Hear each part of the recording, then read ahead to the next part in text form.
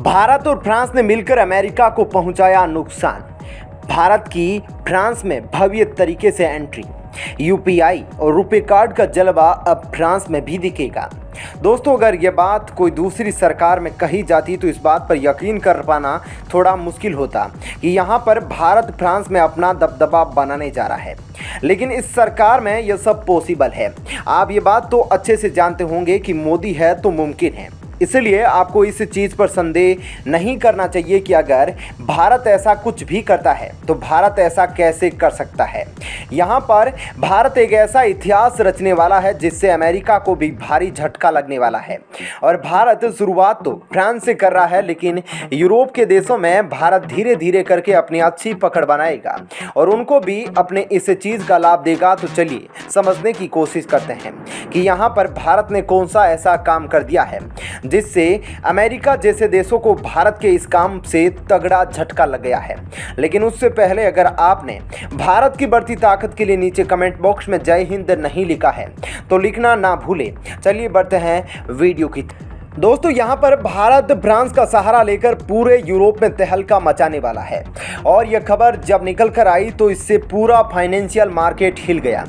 और इस चीज़ को भारत कभी नहीं भूलेगा कि जब कोई भी यूरोप देश में एंट्री नहीं दे रहा था उस समय भारत को फ्रांस ने अपने देश में घुसने दिया और फ्रांस का सहारा लेकर भारत पूरे यूरोप में अपना दबदबा बना लेगा। और इस समय भारत की तारीफ पूरी दुनिया में हो रही है। लेकिन जिस तरीके का काम भारत ने किया है उसकी जितनी तारीफ की जाए इस समय कम है। आप सोच रहे होंगे कि यहाँ पर किस चीज़ के लिए फ्रांस भारत को अप्रूवल दे रहा है, तो हम आपको बता दें कि यहाँ पर भारत का जो यूपीआई है वह अब फ्रांस में भी चलेगा। इसके अलावा भारत का जो रुपे कार्ड होता है वह भी अब फ्रांस में चलेगा। यह चीज़ अपने आप में ही भारत के लिए बहुत बड़ी बात है, क्योंकि इतने बड़े देश में भारत का यूपीआई और रुपे कार्ड चलना काबिले तारीफ है। अब आप यह सोच रहे होंगे कि इस चीज़ से अमेरिका को कैसे झटका लग गया। जैसा कि आपको पता होगा, दुनिया भर में जितने भी कार्ड होते हैं या तो वह वीज़ा कार्ड होते हैं या फिर वह मास्टर कार्ड होते हैं और ये दोनों ही कंपनी अमेरिका की है। लेकिन जब भारत का रुपे कार्ड और भारत का यूपीआई फ्रांस में चलेगा और पूरे यूरोप में चलेगा तो इससे कहीं ना कहीं अमेरिका के इस मार्केट पर असर पड़ने वाला है। इस चीज़ से अमेरिका पूरी दुनिया में के पेमेंट सिस्टम को कंट्रोल करता है और यहाँ पर अमेरिका इतनी ताकत रखता है कि वह जब चाहे किसी भी देश को बर्बाद कर सकता है। और इसका उदाहरण देखना है तो आप रूस और यूक्रेन का जब युद्ध हुआ था तो वहाँ पर भी अमेरिका का वीज़ा कार्ड और मास्टर कार्ड चलता था। ऐसे में अमेरिका ने एक ही सेकंड में पूरा कार्ड बंद कर दिया, जिससे कि वहाँ पर काफ़ी ज़्यादा लोगों को दिक्कतों का सामना करना पड़ा। इससे अमेरिका दुनिया वालों के ऊपर कंट्रोल भी रखता है। बता दें कि इस चीज़ से अमेरिका को काफ़ी ज़्यादा रेवेन्यू भी पैदा होता है। इससे अमेरिका लगभग हर साल 400 अरब डॉलर रेवेन्यू पैदा करता है। मात्र 2 कंपनी का सहारा लेकर अमेरिका इतना ज़्यादा पैसा बना लेता है। सोचिए, जब भारत इस मार्केट में घुसेगा तो इससे भारत को कितना ज़्यादा फायदा होगा। भारत ने इस चीज़ को कंट्रोल करने के लिए काम करना शुरू कर दिया था और भारत का असर भी हमें आज देखने को मिल रहा है। आप अगर नया एटीएम कार्ड अभी हाल ही में लिए होंगे तो आप उस पर देखेंगे कि उस एटीएम कार्ड के ऊपर रुपे एटीएम लिखा रहता है। यानी कि अब जितने भी एटीएम कार्ड नए बनाए जा रहे हैं वो सब एटीएम रुपे कार्ड के बन रहे हैं, जिसका इस्तेमाल आप फ्रांस जैसी जगहों में भी कर सकते हैं। और इस एटीएम कार्ड का इस्तेमाल आप यूरोप के देशों में बहुत जल्द कर सकेंगे। इसके अलावा यूपीआई के बारे में आप सभी लोग जानते होंगे। इसका इस्तेमाल भी अब यूरोप में करना कोई सपने जैसा नहीं होगा। इसके अलावा भारत ने इसको काफ़ी समय पहले से अप्रूवल दिलाने का काम कर दिया है। अब धीरे धीरे करके ज़्यादातर देशों में चलने लगेगा, क्योंकि भारत सरकार इस पर काम करने लगी है। नेपाल में आप इसका इस्तेमाल कर सकते हैं।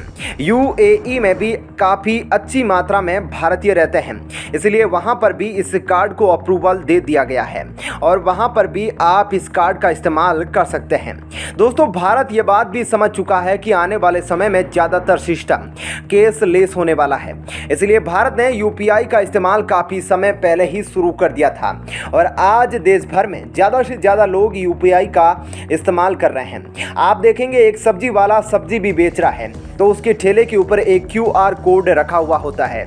इस चीज़ से आप अंदाज़ा लगा सकते हैं कि अब देश के लोग कितने ज़्यादा आधुनिक हो रहे हैं। वहीं आतंकी संगठनों व आतंकियों को अंतर्राष्ट्रीय फंडिंग की रोकथाम के लिए गठित financial action task force FATF FATF की निगरानी सूची ग्रे लिस्ट में पाकिस्तान अभी बना रहेगा। आतंकी फंडिंग रोकने के लिए पाकिस्तान सरकार द्वारा पिछले 4 वर्षों में उठाए गए कदमों की एफएटीएफ के अधिकारी समीक्षा करेंगे और संतुष्ट होने पर इस साल अक्टूबर में उसे ग्रे लिस्ट से बाहर करने का फैसला किया जा सकता है। पेरिस में एफएटीएफ की समीक्षा बैठक में पाकिस्तान की तरफ से आतंकी फंडिंग रोकने के लिए उठाए गए कदमों की तारीफ की गई है। दूसरी तरफ पाकिस्तान की तरफ से यह दावा किया गया है कि वह एफएटीएफ की सूची से बाहर हो गया है और इस बारे में टास्क फोर्स की तरफ से सिर्फ आधिकारिक तौर पर अक्टूबर में घोषणा होना शेष है। शुक्रवार देर रात प्रेस कॉन्फ्रेंस में एफएटीएफ की तरफ से बताया गया कि टास्क फोर्स ने यह पाया है कि पाकिस्तान को जो 2 कार्य योजना दी गई थी उसे उसने सफलतापूर्वक पूरा कर लिया है। इसके तहत पाकिस्तान को आतंकी फंडिंग और मनी लॉन्ड्रिंग रोकने, आतंकरोधी कानून को मजबूत बनाने, प्रतिबंधित आतंकियों के खिलाफ ठोस कार्रवाई करने संबंधी 34 कदम उठाने थे। पिछले साल सितंबर में हुई एफएटीएफ की बैठक तक पाकिस्तान ने 32 मांगों को पूरा कर लिया था। सिर्फ जैश व लश्कर जैसे आतंकी संगठनों के आतंकियों के खिलाफ ठोस कदम नहीं उठाने को लेकर असंतोष जताया गया था। पिछले 6 महीनों में पाकिस्तान सरकार ने इस बारे में कोई कदम नहीं उठाया है। हालांकि एफएटीएफ की ताजा रिपोर्ट अब सकारात्मक प्रतीत हो रही है। एफएटीएफ ने कहा कि पाकिस्तान ने जून 2018 में आतंकवाद के खिलाफ कदम उठाने के जो राजनीतिक प्रतिबद्धता दिखाई थी उसका पालन किया है। एफएटीएफ के नियम के मुताबिक ग्रे सूची से किसी भी देश को हटाने का फैसला शीर्ष अधिकारियों की टीम की तरफ से भौतिक जांच यानी उक्त देश का दौरा करने के बाद किया जाता है। अगर जांच में अधिकारी संतुष्ट हो जाते हैं तो पाकिस्तान भी ग्रे सूची से बाहर हो सकता है। पाकिस्तान की विदेश राज्य मंत्री हिना रबानी खार इसे पाकिस्तान की एक बड़ी कूटनीतिक जीत बताते हुए कहा कि अब पाकिस्तान की कोशिश रहेगी कि वह कभी भी एफएटीएफ की ग्रे या ब्लैक लिस्ट में शामिल ना हो। पाकिस्तान जून 2018 के बाद से ही एफएटीएफ की निगरानी सूची में बना हुआ है। वह इस सूची में सबसे ज्यादा लंबे समय तक बने रहने वाला देश है। लगातार निगरानी सूची में बने रहने से उसकी आर्थिकी पर भारी दबाव था। विदेशी कंपनियां पाकिस्तान में निवेश करने से हिचक रही थी क्योंकि उन्हें डर था कि भविष्य में एफएटीएफ की प्रतिबंधित सूची में शामिल होने से उनका निवेश प्रभावित होगा। एफएटीएफ की प्रतिबंधित सूची वाले देशों से कोई भी विदेशी कंपनी कारोबार नहीं करना चाहती है क्योंकि उसके साथ कई तरह के जोखिम होते हैं और लागत ज्यादा होती है। पाकिस्तान के पूर्व पीएम इमरान खान ने कहा कि प्रतिबंधित सूची में शामिल होने पर उनके देश पर 10 अरब डॉलर का अतिरिक्त बोझ पड़ेगा।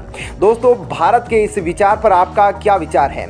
जिस तरीके से भारत फ्रांस में भी अब अपने रुपे कार्ड और यूपीआई का इस्तेमाल करने वाला है, इसका इस्तेमाल अगर भारत यूरोपीय देशों में करेगा तो इससे भारत को काफ़ी ज़्यादा फायदा होगा और भारत इससे काफ़ी अच्छा रेवेन्यू भी जनरेट कर पाएगा।